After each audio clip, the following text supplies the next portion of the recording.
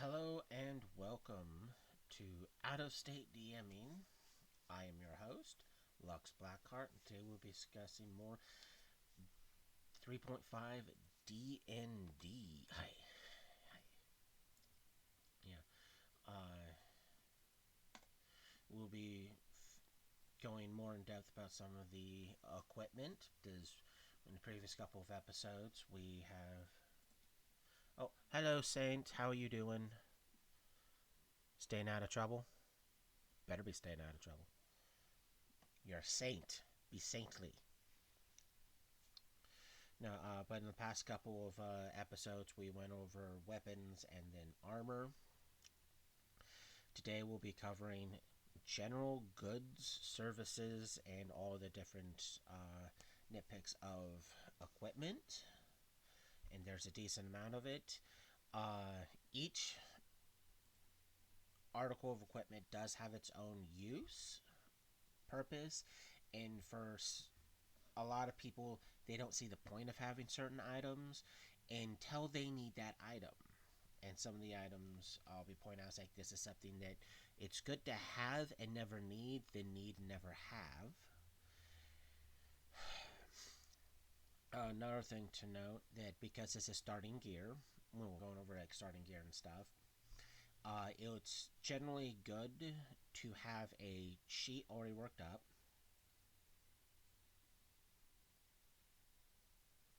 At one book at a time. Saying, when it comes to expanded material, when I get to the point where I'm covering expanded material, I will be going over what that particular book has to offer instead of just going, well, there's this, there's this, there's this, there's this, there's this, there's this, there's this. Because if you don't, if you hodgepodge it, people might get confused over what book you're actually talking about. Like for instance, there's a few books I pull some of my equipment out of. I like to use for my players that makes things a lot easier, like a water pack that actually carries more than a half gallon of water, a tent that's more for one person but also slightly cheaper and significantly lighter than the normal tent, a better ration that is cheaper and you can get more of it simply not just because it's cheaper but because you get more per pound. So it's like there's other books out there that have really neat things in them, but when I get to expanded content, I'm just going to take it one at a time. Right now, I'm only covering the core, which is going to be a core book. Then I'm going to be covering. That's if you pull them out of book. The certain books actually have dwarf rations or elven rations in them. Because those things aren't necessarily actually commonly listed. The rations I pull are something that is usable for everyone. Uh, like I said, it weight, cost, and the fact that everything can eat it, not just meat eaters, not just uh, omnivores, but everyone can eat it, and they're called literally universal rations. Uh, and they're edible to everything that eats food. So if you consume food, then well, you can consume it, and you just get a lot more for your bang. But that's in one of the expanded equipment books.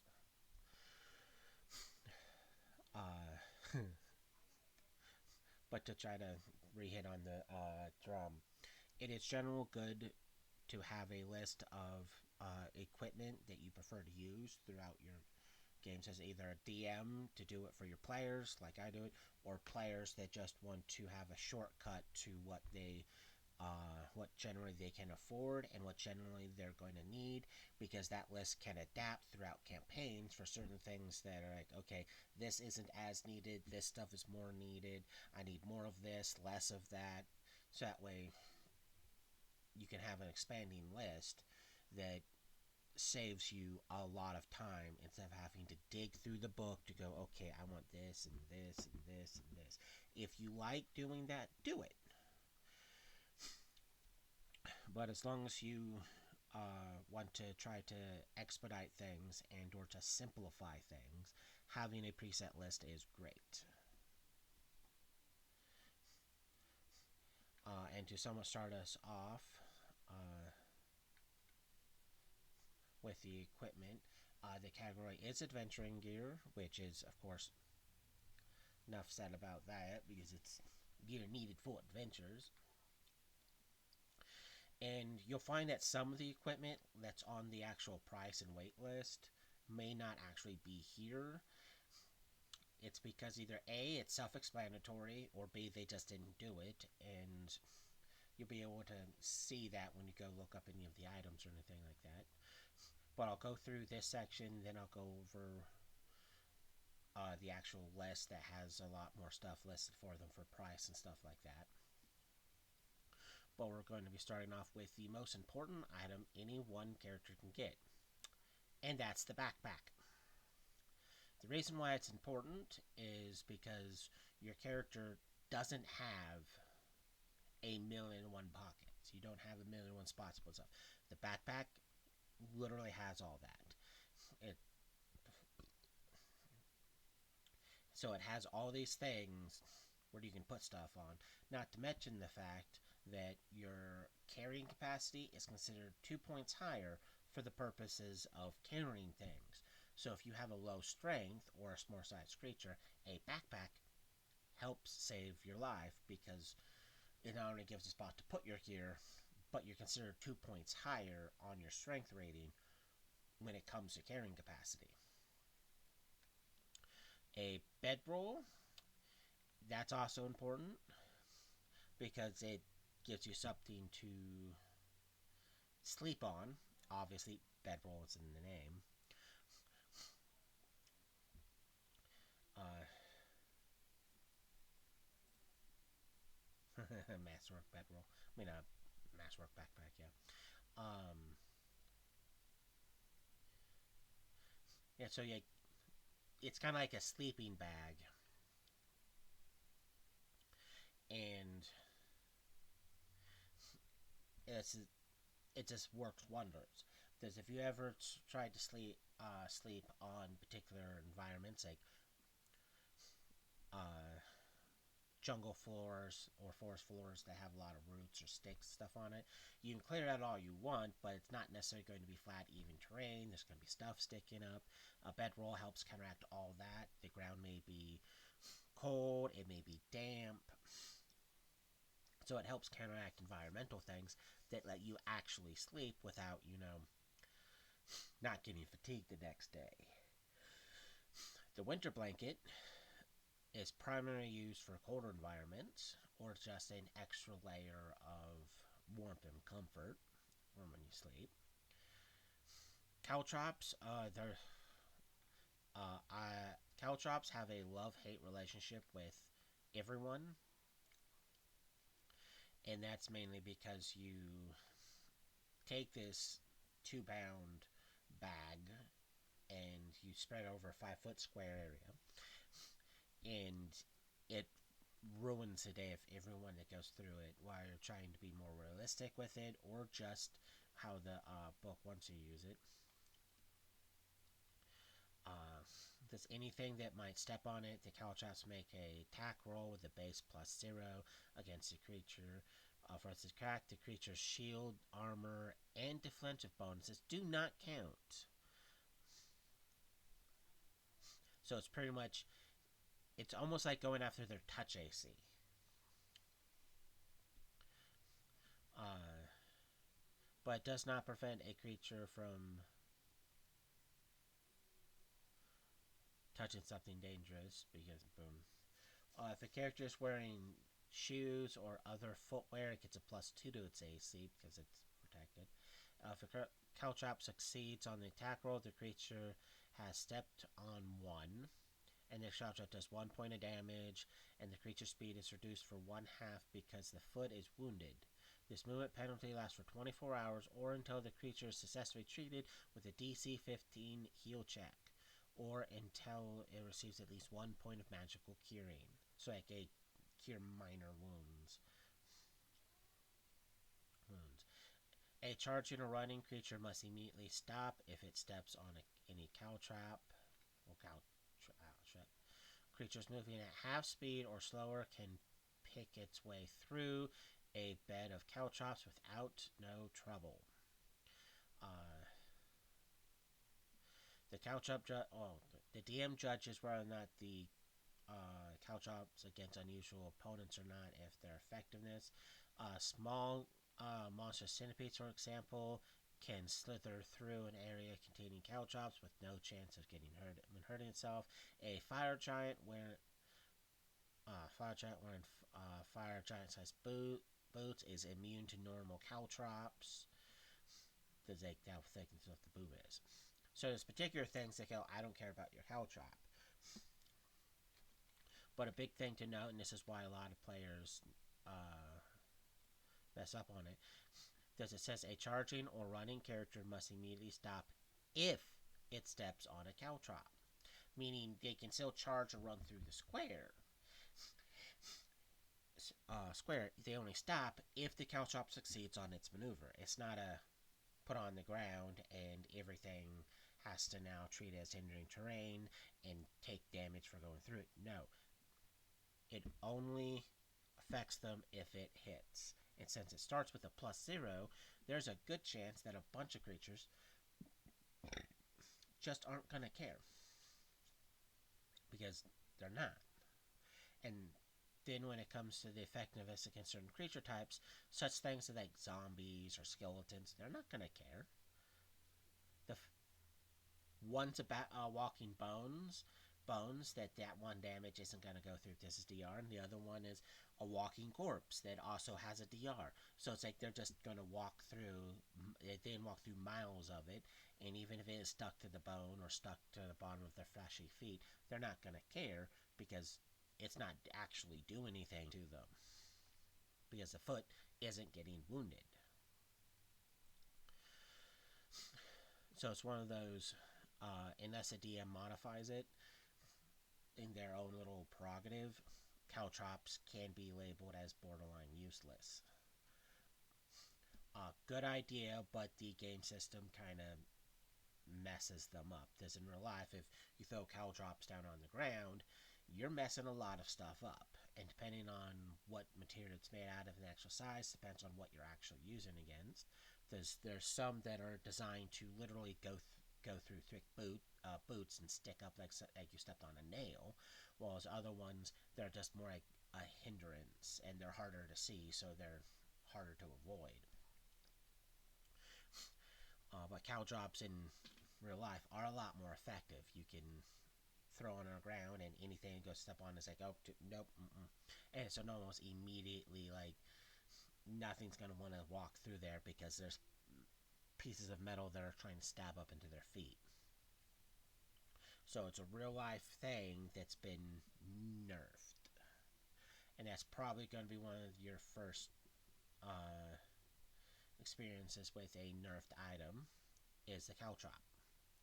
So DMs out there, if you want to make the caltrops more effective, you can simply ignore the attack bonus and just simply have it anytime any creature goes to walk through it, they take 1 point of damage. Move at half speed, so pretty much it works like it. So it's automatically hitting. If you don't want to do that and you still want to roll, give it a bonus. Make a list of like what ones are made out of what material and what sizes for what bonuses they may or may not get and what they may or not be effective against. The softer metals aren't going to be so useful against someone walking through with metal boots, while harder ones are going to look at some of the bigger things and go, I don't care how good you are, here's 3 inches of go boom. And from someone who stepped on nails, it doesn't need to be 3 inches to make you not want to walk. It can be roughly that big, and which is about like an inch, and your foot's having problems. Anything bigger than that, then you risk actually puncturing through the entire foot, which hurts a lot more than what people say. But moving on from the weirdness of caltrops, we have the basic candle. Uh, they're not that bad, because they are pretty decent items. The big thing that you would have to note and remember is A, they only last an hour, and B, unless you have something to actually keep it standing up, if it falls over, it could go out and start a fire because just like a normal candle, but it is a I don't really want to have this blaring light in the middle of darkness, so I'm just going to have this little candle inside my tent to provide me a little bit of light as I try to take care of stuff before I go to sleep. The case, which is map or scroll, is decent for keeping parchment or paper safe. And when it's particularly puts parchment or paper, even though the weight and price is the same, the size of the case technically tells you a lot about what's being put in it, because parchment is slightly a wee bit thicker and a wee bit bigger than paper, so it's a slightly one smaller than the other one. But generally speaking, a lot of games don't care. It's a case for maps or scrolls, so you can just shove your important things down there. It's real neat to keep your spell scroll safe because, well, that's its entire purpose. Even though there is in later things like actual like waterproof map cases, because normal map case isn't necessarily waterproof because it's a leather or tin. Uh,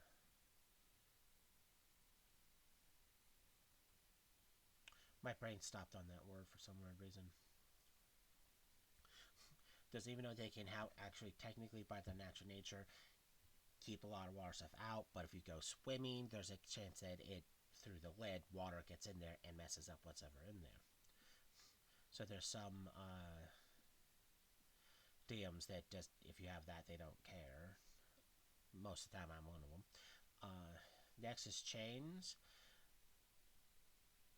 The chains can be useful for many things because again it tells you right there. There it tells you how much its hardness is, its hit points. If you want to burst break it, it's a high strength check. So it's a great way to just keep certain things bound and or just use it to hold things shut. But it's generally not necessarily something a lot of people need because unless they're being very specific, there's no real need for it.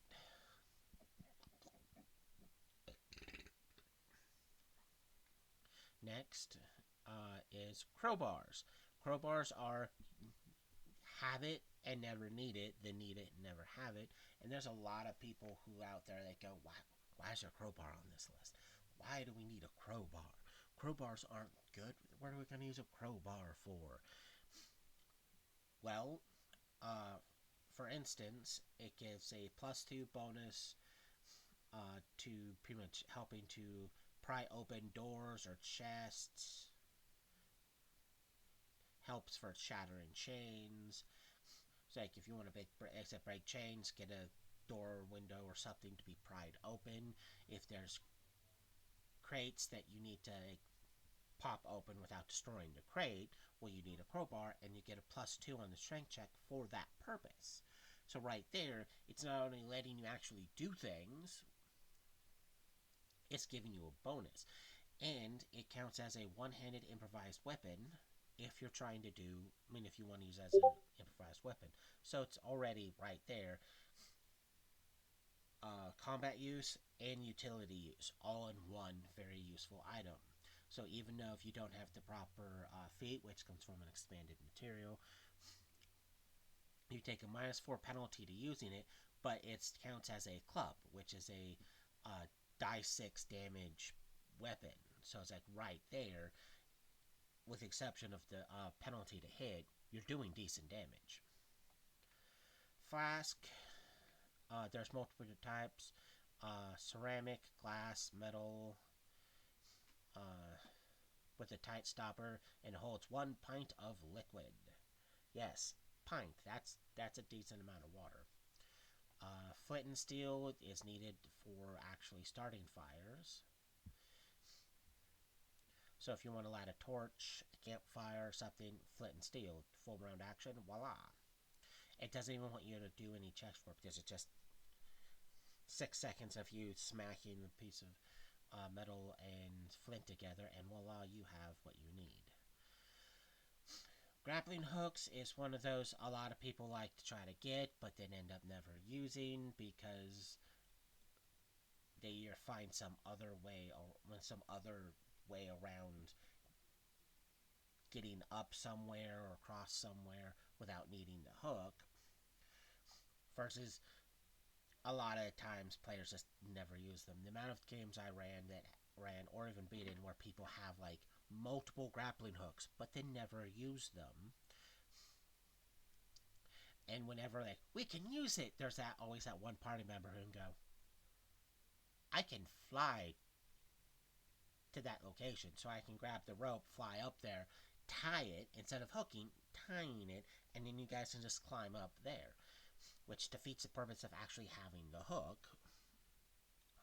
So it's one of those, the only reason you have the hook is if you don't have a flying character in your party or some other means of getting to that location. But even then, a lot of times they still don't use it. And I'm not saying that to be mean. I'm saying if there's it's one of those, they never use it when they need it. They never use it when they have it. And like, even if you go out of your way to set stuff up to, like, okay, your grappling hooks are going to be real handy now. They either circumvent the entire encounter or they do something else to circumvent needing the grappling hook. So you're like, why do you have the grappling hooks? In case we need it. But why do you guys keep it? It's just one of those, like, unlike the crowbar, the grappling hook doesn't have that many applications, and when the applications come up, you need to actually use it. You also need rope to actually use it too. And the lots of stuff in use rope check, which is a DC 10 with additional +2 per 10 feet of distance thrown. Because you're not just making a throw check, you're actually making the skill check.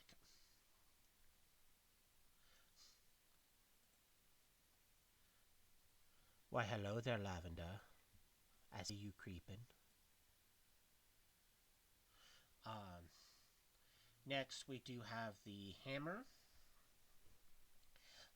And it's a useful little thing. As well, it lets you hammer things, of course. Self-explained there. And it can be treated as a bludgeoning weapon that does the same damage as a spiked gauntlet of its size. So it's still, besides just hammering pitons in or anything else you may or may not need to hammer, you can then whip it out as a weapon if you need it and just start hitting people with it.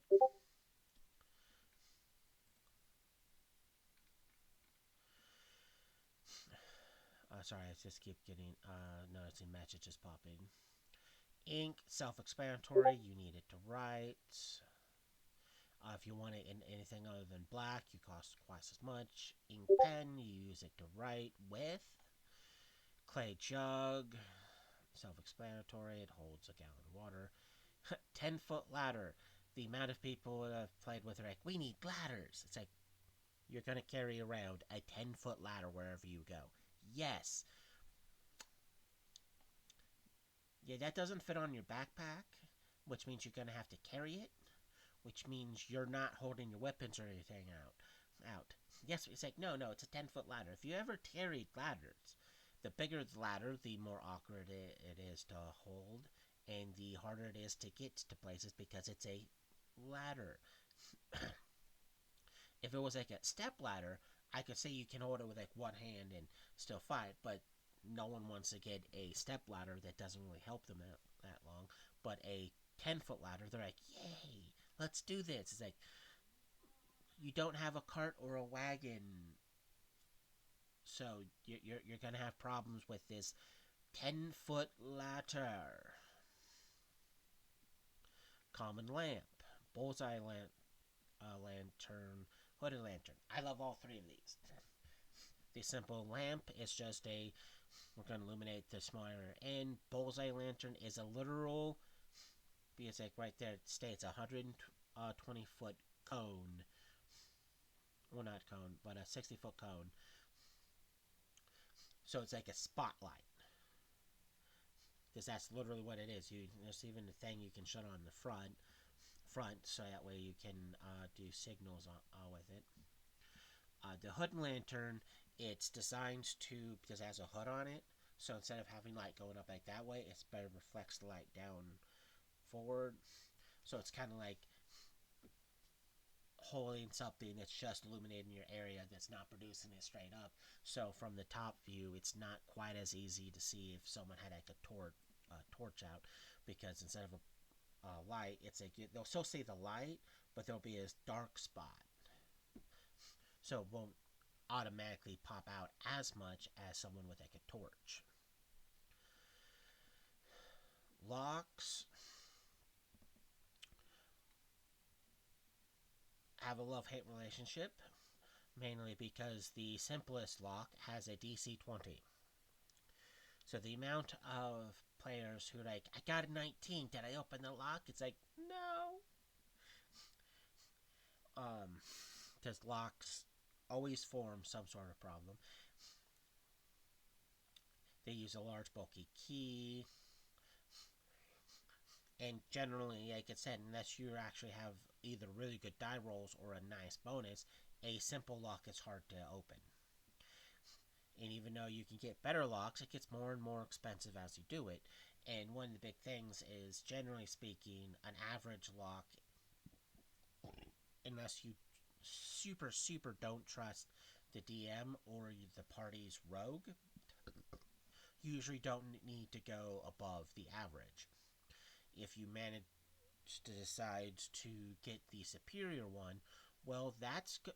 If someone's able to unlock that without the key, well, either A, they're using magic, or B, you've upset the DM, because a DC 40 is a really, really hard thing to get. And like even epic level characters will have problems with the DC 40, because again, when you the just going off of skill ranks, rolling a nat 20 in order to get that DC, you need at least a plus 20. So that's at least a 17th level character at minimum, not counting anything else, just to have a chance of opening it. The higher level they get, let's say like 21 level, that's at least 24 ranks.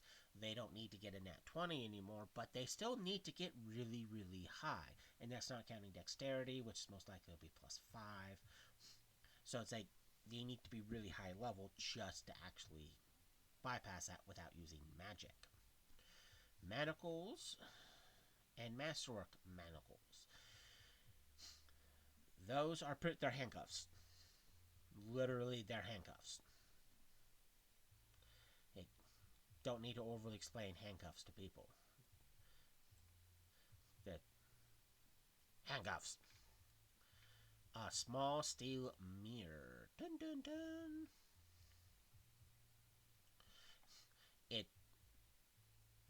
It's literally a small piece of mirror.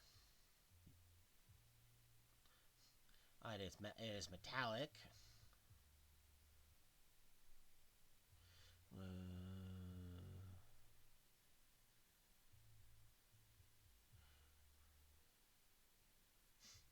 Yep, there's this polyester mirror. It's handy when you want to look around corners, signal friends with reflected sunlight, keep an eye out on a Medusa, make sure you look good enough to present yourself to the queen, or examine wounds that you've received on hard to see parts of your body.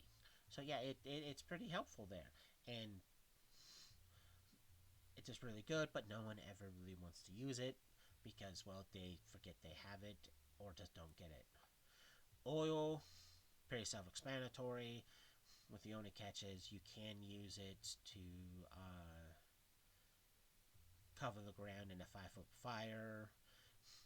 that burns for 2 rounds and does not that much damage to each creature in the affected area, but still enough to make certain things go, nope, I don't want to get any of that on me.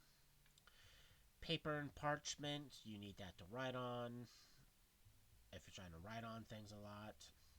There's a standard paper, which is usually made from cloth fibers.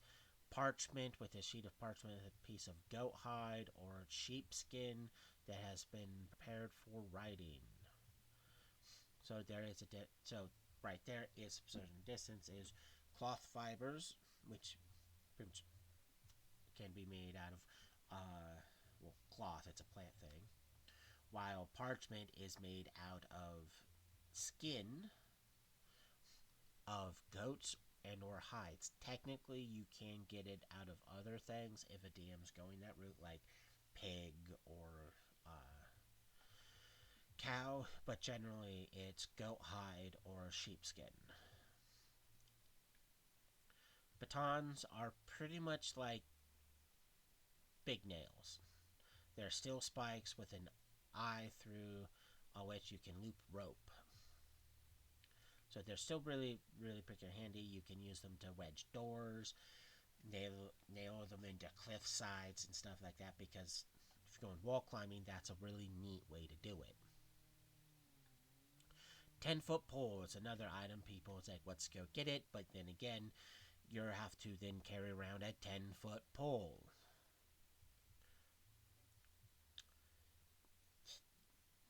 That, unless you have a wagon, it's going to get real hard real quick, because again, it's a 10-foot pole. Belt pouch, I always recommend having several of these because clothes don't come with pockets. That's not a common thing for the period of design clothes that this is coming from. Do some clothes have pockets? Yes, I'm not gonna lie, some of them do, but for the most part, you don't have pockets. You need belt pouches.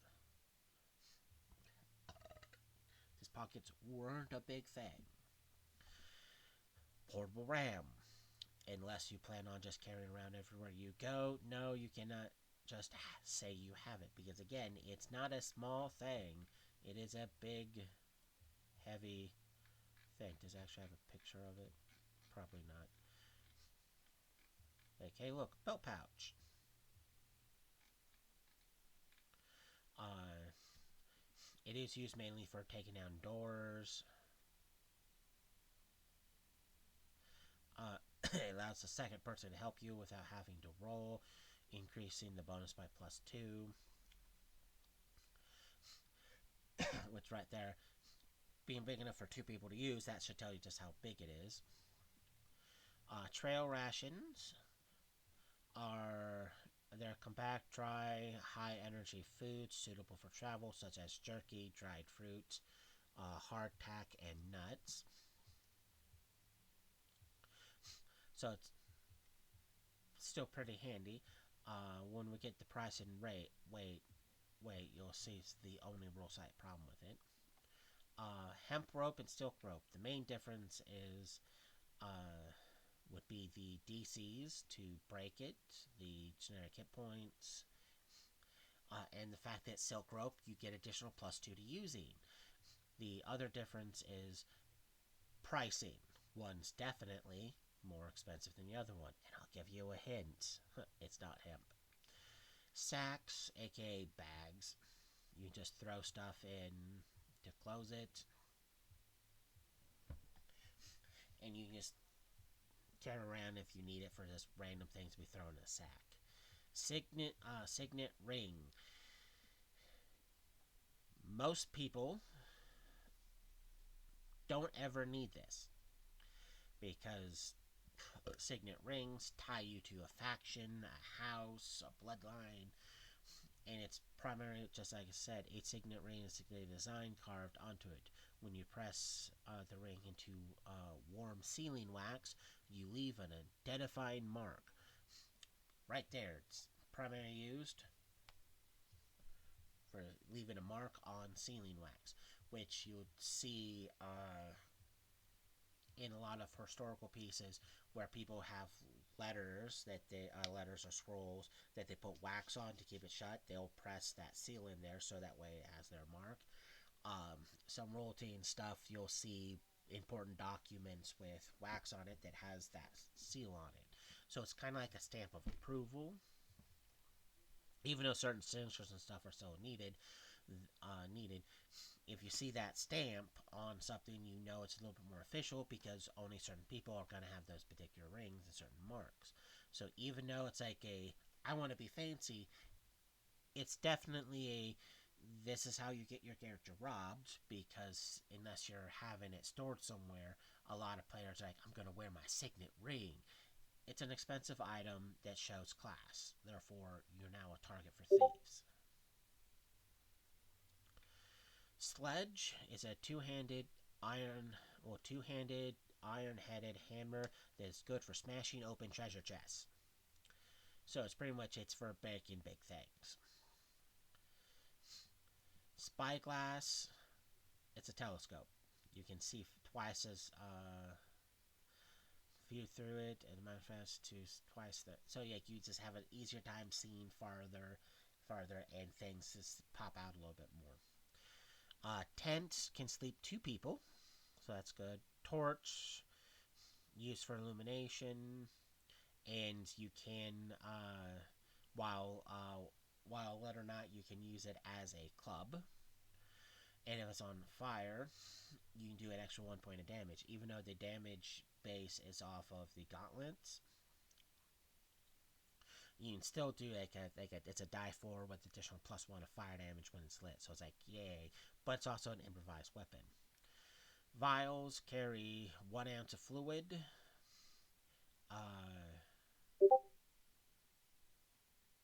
And it's usually not very big. Water skin is another pouch with a narrow neck used for holding water. Look, the map case, boom lanterns, bullseye lantern, wizard spellbook. Those are a lot of the normal things there. Specialty item, or special substances and items. These things are what a lot of people either like to spend a lot of their money on and either never use, or complain that these things are always so expensive and never buy them even when they have the money too. Acid, you can use it as an as a direct splash weapon, try and damage things. Even though it'd be better for like destroying locks and weakening bars and stuff like that. So like getting in and out of particular things, yay. But it can be used to attack things. Alchemist fire is I want to lit that area on fire.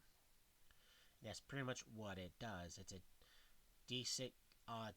A direct hit does a d6 fire damage. Every creature within 5 feet takes 1 point of fire damage from the splash on the following round. A round of a direct hit, it's a die 6 damage. And again, on a direct hit, a lot of players assume that they throw it, it hits there, does a die 6 damage to everything.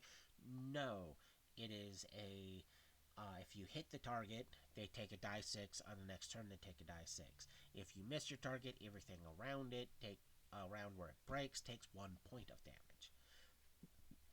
Excuse me. So it's more of a actual, if you're good at hitting, you can mess that single person up, or it's I just want to make you guys somewhat go, no, let's not go there, it's on fire. Antitoxins are good. If you drink antitoxin, you get a +5 alchemical bonus on fortitude saves against poisons for 1 hour. Now, I would like to remind you that doesn't let you re-roll the poison check. So if you've already failed the first out of the 2 poison checks, you already failed it. It doesn't let you re-roll the first one to avoid or undo the first amount of damage. What it does is it gives you a +5 against the second one and any other times you've been poisoned within that hour. This is a common misconception that it doesn't, that people go, oh, it's going to undo all this here. It's like, no. If you already been poisoned because you failed the first one, in the first fortitude check, and then a minute passes and you fail the second one, and then a turn or two later you take the antitoxin, you don't undo what's already been done. The damage is already done. And for those who are going, well, in real life, all antitoxins do, or antivenoms do in real life, is stop further damage and permit your body to start recovering. It doesn't magically remove any and all of the actual effects that already hit you. Because the longer you go without taking the antitoxin, the more damage your body ends up incurring. Because, well, nothing's stopping the toxin from screwing with your body.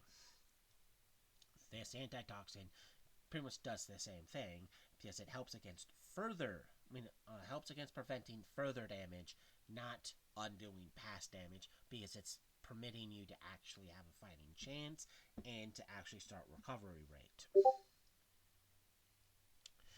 Ever-burning torch is it's a torch that never goes out.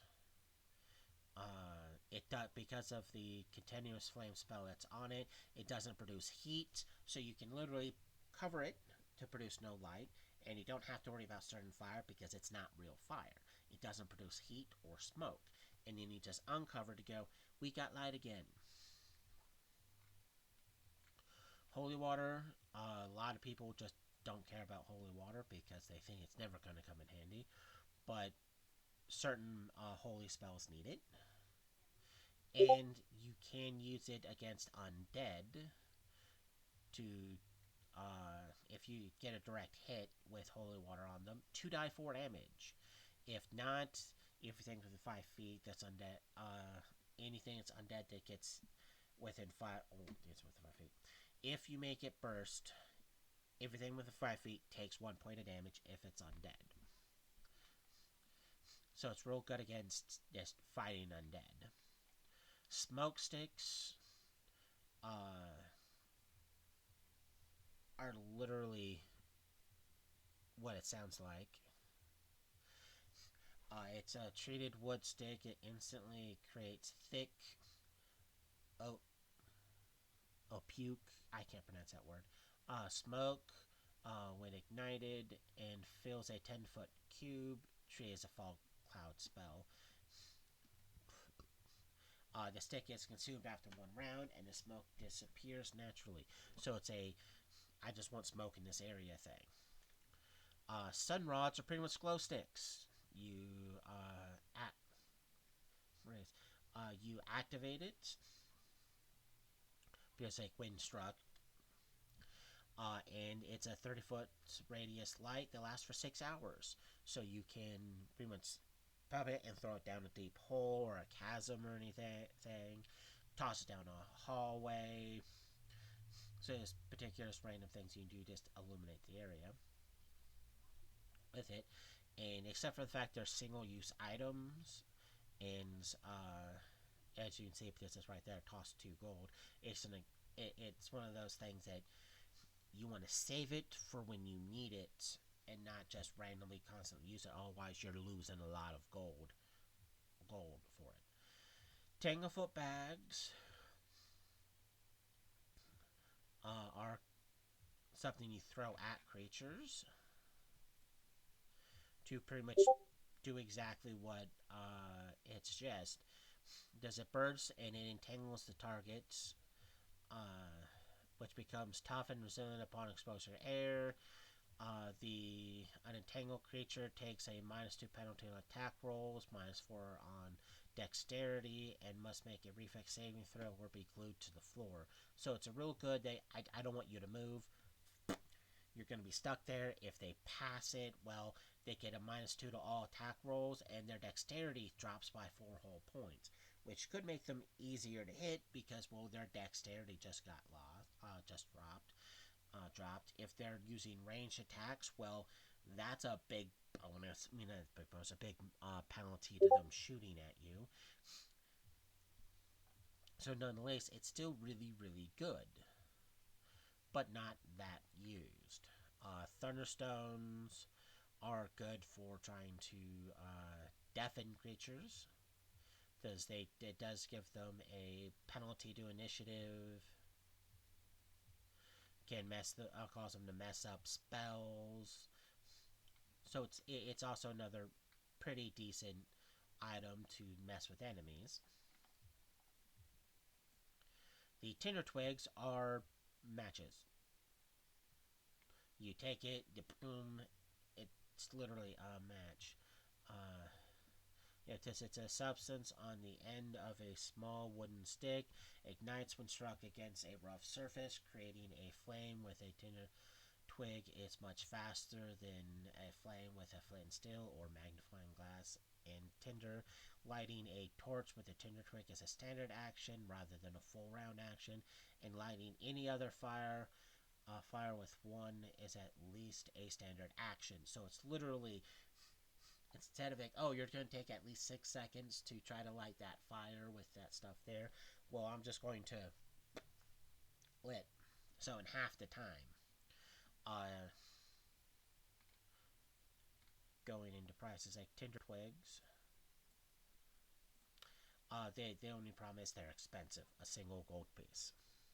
And as you can see here with the prices, it gives you what the item is, what the cost is, what the weight is, so you can see how some of these things are pretty cheap, like a bedroll, 1 silver piece, while other things are expensive, like a tent chain, which comes in 10 foot.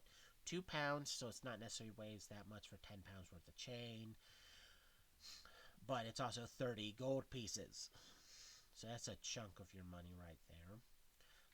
Firewood per day, 20 pounds, 1 copper piece. So it's really cheap, but you're carrying around 20 pounds only for it to be consumed in 1 day. Now, when I say 1 day, I mean 1 day worth of use.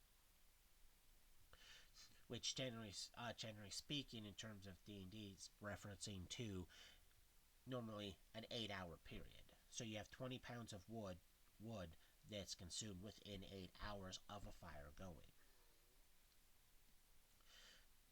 Like fishing hook, fishing net. We didn't go over those on the items when going over there. And the fishing hook is just the hook, and the fishing net is 25 square feet, 5 pounds, 4 gold pieces.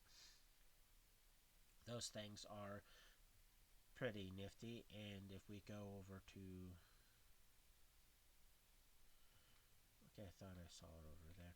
My brain doesn't want to work. So if you go further down, you can see a bunch of different prices. Like a 10-foot ladder may be cheap, but 20 pounds, that's a lot of weight. The bullseye lantern is the most expensive lantern, weighs the most, but it's also a flashlight. Oh, the lock. The simplest lock, 20 gold pieces, then 40, then 80, then 150. So they are can get expensive relatively quick, but they're still really, really good. Because again, DC 20, 25, DC 30, DC 40. The difference in price for manacles, steel mirror, the mug / tankard clay, oil, how much it costs for that amount, the prices in the paper and parchment, which you would probably think that since parchment comes from an animal, it should cost more. No, it's easier and less time consuming technically, because with paper, it's made out of cloth fiber, which if you go look up how much effort it takes to make paper, even in real life, even in modern times, it's not as that simple of a thing. That's one of the reasons why paper can cost relatively quite a lot, especially if you want good, reliable paper versus crappy paper. Here's rations. Per day, 1 pound, 5 silver pieces. So it's not super expensive. One use of it is only 1 pound, so it's a boom. But again, that's 1 day's worth of eating. That's technically breakfast, lunch, and dinner. So it's not just simply just here's a tiny bit, boom, now I'm done. It's 1 pound worth of food, which is the amount of food you need, you averagely need with inside that day to technically not get penalized for anything. And then we get like the rope. You can see the price and the weight difference for 50 feet of hemp versus 50 feet of silk. Hemp, 1 gold piece, 10 pounds. Silk, 10 gold pieces, weighs half as much. So it costs 10 times the amount as normal rope, but weighs 50% less and gives you +2 to your moves. One of your moves that you use rope checks. Signal whistle, sewing needle, sealing wax. Sealing wax is mainly used to seal papers, documents, and stuff like that. So it's sort of self-explanatory because you're sealing something with it. Sewing needle is used to, even though they don't give you thread, it's one of those weird things that they don't actually list that, but they're assuming because you have the needle, you have the thread. Even though thread should be listed there. That's used for sewing things. Signal whistle, self-explanatory, use it to signal people. Signet ring, boom. Yeah, the sludge, which if you look at the hammer, 5 silver pieces, 2 pounds. Sludge, 1 gold piece, which twice as much, but also weighs 5 times as much. And it's also a two-handed thing versus a one-handed thing. Yes, soap per pound. That's important because venturing parties can get quite smelly quite easily because you generally are traveling long distances or through not so smelling areas like the city sewers. Dungeons aren't necessarily known for being the cleanliest places. Combat wounds, getting blood and gore from your enemies on you. So it's generally good to be able to have the means to clean thyself. And it also means the DM doesn't have to use the optional rules for infections because, well, you're taking care of yourself. The spade or shovel, if you don't know what a shovel is, well, I shouldn't have to explain what a shovel is. Spyglasses are nothing, it's not something you start off with because, again, 1,000 gold pieces. 1,000. So that's a really, really, really expensive item. The standard tent, which fits 2 people, weighs 20 pounds. Torch, cheap. Vial for ink or potion, 1 gold piece. Water skin, pretty decent. Whetstones, the prices for the specialty substances. So you can see just how much they cost, how much they weigh. So some of the things are just why, especially because everything on this list, with the exception of the ever-burning torch, are single-use items. Flask, the acids, single use. Antitoxins, single use. Holy water, single use. Smoke stick, single use. Tinder twigs, single use. The only thing that has multiple uses is the ever-burning torch, and it's 110 gold pieces, while everything else can get quite expensive quite quickly. Now, if you notice, I didn't actually go over these items. Well, there's a particular good reasons, because a lot of these are self-explanatory. These are things needed to use specific skills associated with them. Alchemist lab, obviously alchemy. Artisan's tools, well, it's masterwork or normal, is what you use for particular crafts. Climbing kit lets you actually climb, because all of these generally give you some sort of bonus from letting you ignore the -2 for not having the proper tools to giving you a +2. So like the masterworks are always giving you +2. 2 gives you the prices of them. Like a thief's tools, if you're a thief without thief's tools, you're not a very good thief, because you need that to take care of traps and locks. A spell component pouch, despite what people say, don't actually give you the spell components needed for all your spells. It can be, a DM can throw a few things in there for free, but the spell component pouch only lets you hold your spell components. And unless the DM has access to a particular outsource that gives you a complete list of spell components. It's up to the DM to how much of a pain he wants to be with spell components. Because if you have the few materials, that take care of so much of your stuff. Because if the component is equal to or less than 1 gold piece, you don't care. So you only have to care about the bigger things, and a lot of those bigger things aren't consumed with the spell. You just need them for the spell. So therefore, they're one purchase items. Like a miniature cloak is like 3 gold pieces or something like that. But it's not consumed when you use the spell, so you can repeat and use it. So a lot of things that are worth more than a gold piece are either specialty items or you need a lot of it, uh, or it's just something that you can just rinse and use. Spellbook is important because technically without the spellbook, a wizard can't do anything with his spells because he doesn't have his spells listed anywhere. Water clock, too expensive, weighs a lot, and not very usable. Masterwork tool, they have it as a boom boom. Clothing, uh, these things don't necessarily always give you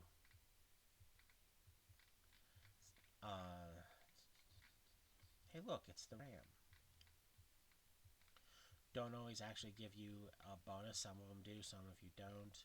Like this right here, cold weather outfit gives you +2 for exposure to cold. Carrier's outfit, uh,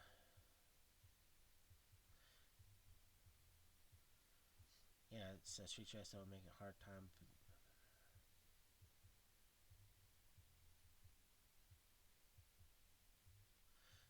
Yeah, because it's a coroner's outfit, entertainer's outfit, monk's outfit, nobles, peasants, boom. My general rule of thumb is I give everyone a traveler's outfit. It's 1 gold piece, £5. So I say you start with clothes. Otherwise, technically, when you look at the character's equipment, you won't see any clothing on them. It's just their armor and whatever gear they're wearing, which is like, where's your clothes? Your character's technically naked. So the amount of times that players have literally done the whole I don't see the point of buying clothes because it's a waste of money and weight. It's like, then your character's naked.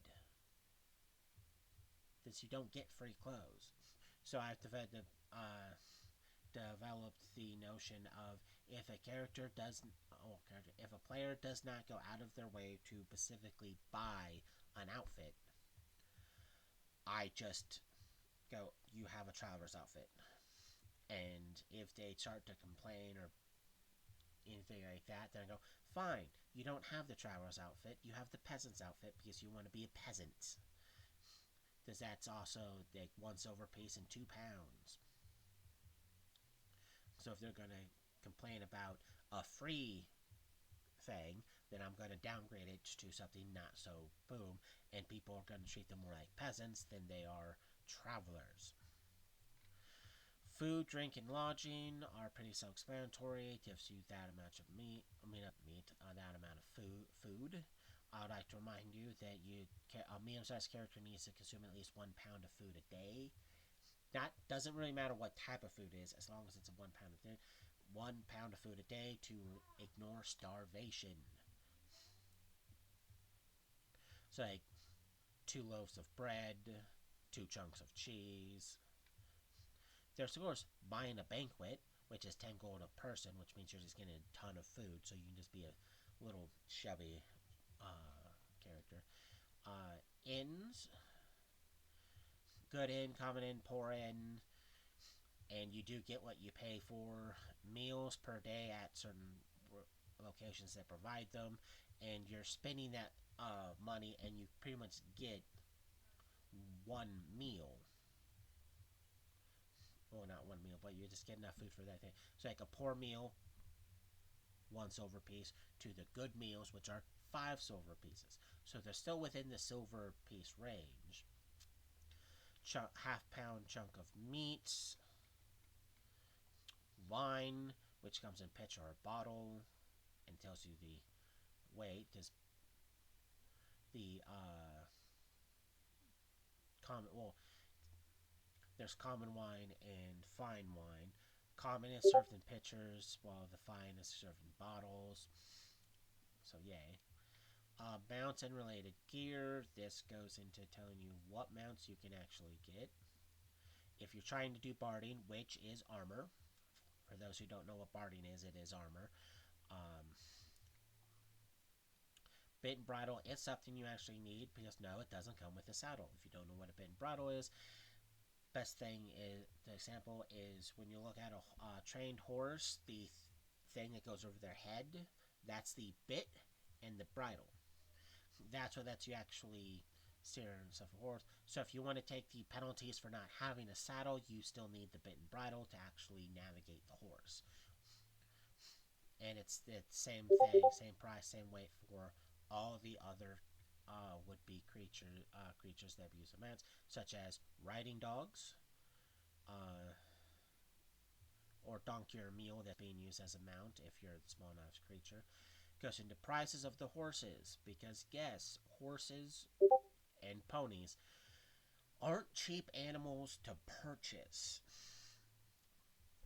Ponies are for small sized characters normally, while the horses are for medium sized characters. And yes, there is a difference between the normal and war trained. War trained animals won't simply just run from combat. They won't go, "Oh my God, that's a monster trying to eat us! Run away!" Because they actually be less skittish around those things there. Even though certain creatures like, "Is that a dragon?" We'll still make a horse go, This war train does not mean stupid. The different saddles. Pack saddle, you don't ride on the saddle because you're using the mount to literally hold your burdens. Military saddle lets you stay in the saddle a bit more. It also comes with a spot to put a banner and a sword. Riding saddle is the normal saddle most people get because it just expensive. It's for riding. Exotic is for if the DM is permitting exotic mounts that don't quite match normal physiology. For instance, a griffin. Not a normal standard mount. You need an exotic mount for it. Unicorn, even though technically it is an exotic mount, it has the same physical build as a horse, so technically you can just use normal saddles for it. Saddle bags, you do not need a pack saddle for saddle bags. Saddle bags are something that you put on the back side of the saddle, and it's pretty much like giving a backpack to your mount. Stabling is how much it costs to keep in a location per day. Feed is also important while you're keeping it at the saddle. I mean, not at a saddle, at a location or traveling. And yes, bigger creatures do require more food because the bigger the creature is, the more food it actually needs to eat. So the 10 pounds of feed per day is something it actually needs. Transport.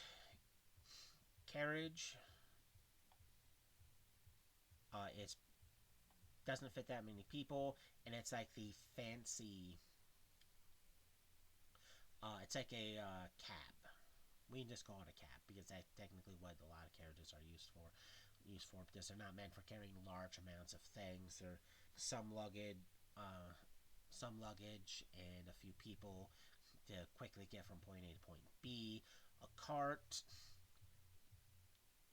is can be pulled by one horse or mule, and it's literally you can just throw a bunch of stuff in it and drag it along. A galley, that's a ship. That's a big ship. If the price tag didn't make you go boom, then yeah, it's a big, big ship used to get lots of things from point A to point B over sea. Even though it's not technically supposed to be used by the galleons they use to actually cross big seas. They're used to mainly sail along coastlines and stuff because they don't want galleons across seas. They want the sailing ship for that, which You can get 3 of them for the cost of 1 galleon. Keelboat, another small ship. Long ship, think more of what the Vikings use. A rowboat, it's a, it's a small boat that can fit a few people, and you use it to row. You can use it to cross rivers, streams, go from bigger boats to shore and back and forth because, well, not everywhere has docks. Oars don't come with any of those ships, so you have to buy them separately. A sled is mainly used for areas that aren't suitable for wheeled vehicles, or for people who rather use a sled. So snowy areas, heavily mudded areas, and stuff like that, a sled kind of works better because it slides over the stuff. A wagon is a big vehicle normally used for transporting large amounts of things. Like more people than the carriage, and a lot of weight. Warship, self explanatory, it's a big ship designed for war. So think of the galleon, but more, I'm going to lob artillery rounds at you. Services. Tolls for going through, if there's a gate toll or a road toll, pretty cheap. Ship's passage, and a lot of the other things are like the coach cab, the messenger, or the ship's passage. It's all based on miles, not time, because their big thing is the farther away something is, the harder it's going to get there. So we're just going to focus on charging by the mile. While other things like a trained hireling or an untrained hireling, they get paid by the day, while they're good at their job or not. But you can also look at just the difference between how much money a adventuring hero normally gets, like the party members, versus a normal person. Because again, the trained person who's actually gets bonuses, I mean decent bonuses to whatever they're doing, gets three silver a day, while an adventurer can go do one job, get paid a bundle of gold, and then not necessarily have to overly stress it in comparison to how much work the hireling has to do. Because the hireling has to work almost 4 days just to get a single gold piece. And that's if they're trained. Untrained, that's 10 days worth of work per gold piece. Spellcasting. This is if you're paying someone to cast a spell on your behalf. Uh, yeah, and the reason there's that 2 right there is see spell description for additional costs. If the additional costs put the spell's total cost above 3 grand, that spell is not generally available except for the DM's permission. So there's a bundle of spells that, based on what it is, if it's too expensive, nope, it's not for general boom. But any spell that doesn't really match that goes here. And spellcasting can get quite expensive because it's not off of the actual spell level, it's off of the caster level. So pretty much a 0 level spell being cast by a first level character, 5 gold pieces. But if it's being cast by a 20th level character, that's not 5 gold pieces at all. That's like 100 gold pieces right there. So there is a difference between that person casting and this person casting it. It's also the same for like 9th level, which is like, I think like 8. I want to say 8 without double checking. I want to say 18th level is the average level that you need to be able to cast 9th level spells. So like 19 times 9, 19, not 19, 18 times 90 gold pieces. That's a that's a lot of gold pieces just for the minimum caster level. So you're paying a lot of money for it. There's, like I said, 18 times 90. Yeah, that's 1,620 gold pieces. So that's a pretty penny just to have them cast a spell of that level. And that's also why, looking at the description of the spell, for additional costs, and if it would end up costing, like I said, over $3,000, there's a good chance that that spell is not going to be available for someone to cast. For instance, True Resurrection costs like 20 grand in diamond dust.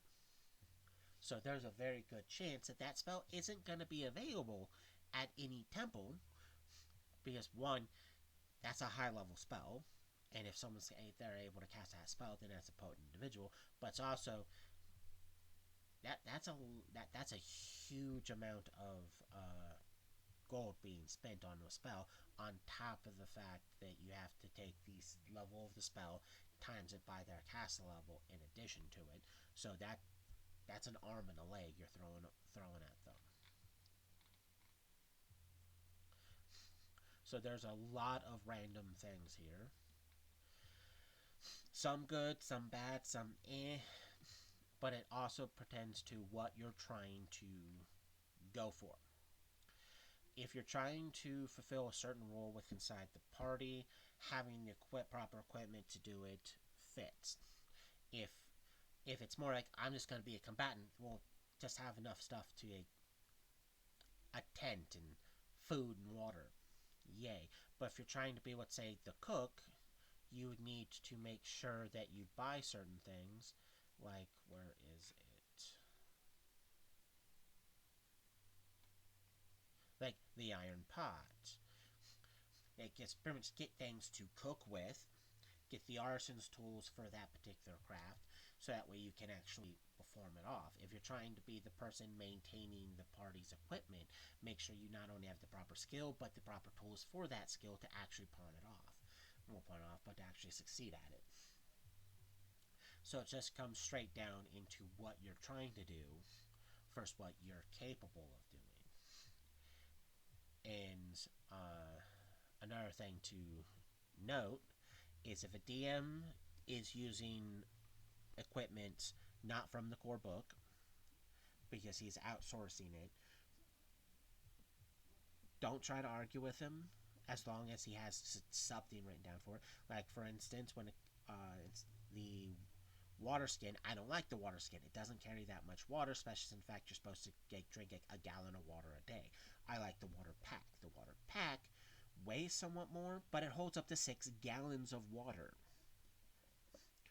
Right there, you have 6 days worth of water. If you're concerned about weight, because water does weigh weight, well, you're drinking a gallon a day, so you're going down, and because it's a bigger container, whoever has the ability to create water can create it. You open it up, it counts as open container, they create the water in there, wash it off. You now can help the entire party out more. When it comes to tents, I like the medium pup tent, which is a 1-person tent that weighs like 5 pounds. So I'm getting rid of 15 pounds because that's the difference, and it's a little cheaper than the normal tent. I like the universal rations because for a gold piece, you get 33 days worth of rations, and it weighs the same amount as the trail rations. So even though you're spending twice as much, you're getting over 30 times the amount of food. Does it comes with enough food to sustain you for like 33 days? So it's like it's huge trade-off between lessening the weight on some parts and fixing all these other parts there. So if your DM is doing that, go for it. If they're permitting you to have certain equipment from other books, go for it. If they're trying to become problematic with core things, like trying to force you not to take things, either A, they're being a pain in the butt, or B, there's particular reasons why they don't want you to start with a wagon. Mainly because a wagon normally needs 2 or more horses to properly pull it, because the more weight you put on it, the more struggle the horse has. So it's downgrade it to a cart, unless you plan on buying multiple horses, but that's a lot of money you're investing into that. But there's going to be certain parts where if the DM is saying, hey, don't worry about equipment at all, there's a good chance you're starting with none. Or if he's like, hey, I know some of you guys were doing going for this items or these items. No, let's not go for those. Downgrade it or don't get those items. There's reasons. Other than the fact that he may or may not, well, they may or may not be being a complete butt munch.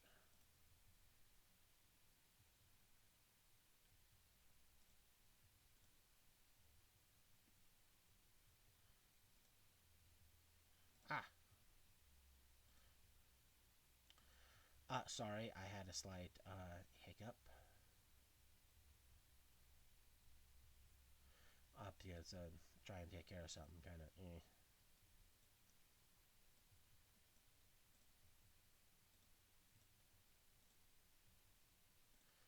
What are you doing?